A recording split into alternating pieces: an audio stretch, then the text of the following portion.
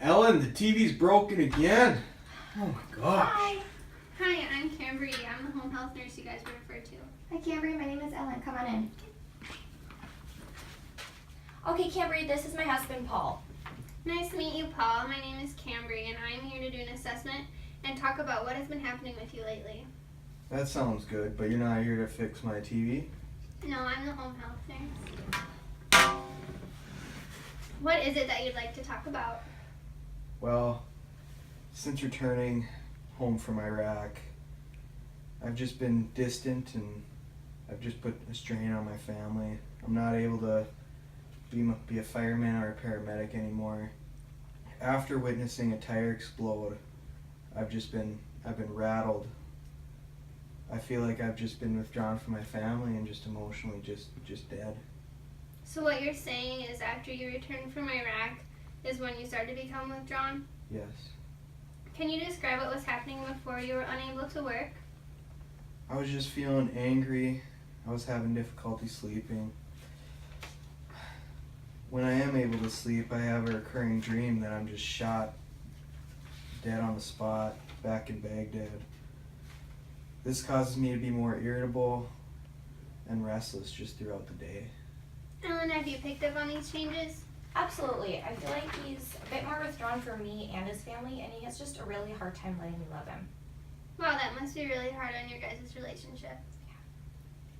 Paul, is there anything else that you would like to share about what you've been experiencing?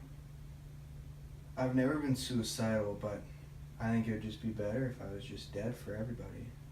Who do you think would be better off if you had not survived? Well, I put a lot of stress on my wife and my kids, and I just sometimes think it'd be easier if they didn't have me. My kids have had to pick up a lot of slack and take over chores that I was normally able to do. This can happen to you when you experience traumatic events. From what you are saying, I suspect you are feeling like a burden.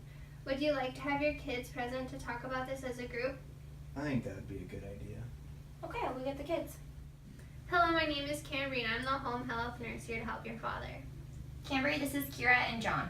It's nice to meet you. Yeah, nice to meet you. Nice to meet you guys too. So far, your parents have explained to me that your dad returned from Iraq, and he has been feeling more angry and less involved in your life. Kira, let's start with you. What are your feelings on what is happening? Well, my dad won't let me go out with friends anymore, let alone boys. And I've had to take on a lot of family roles like preparing our meals and cleaning. I know my dad wants to get better. It just puts a lot of stress on us. John, is there anything you'd like to add? Yeah, I just don't get to spend as much time with my friends as I'd like because I have to do a bunch of yard work. I just want my dad to get better.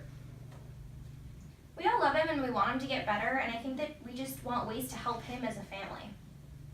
Okay, so for this first visit, I'd like to give you a few resources for each of you to refer to before your next visit.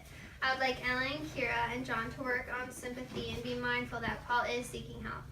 Paul, I want you to focus on communicating your fears and emotions with your family. I have printed off a few pamphlets that you can discuss what you are going through and have some therapeutic interventions for you all to go through together. I'm going to refer you to a PTSD specialist for additional counseling as a family and individually. Here's a list of possible options from the area that you could try.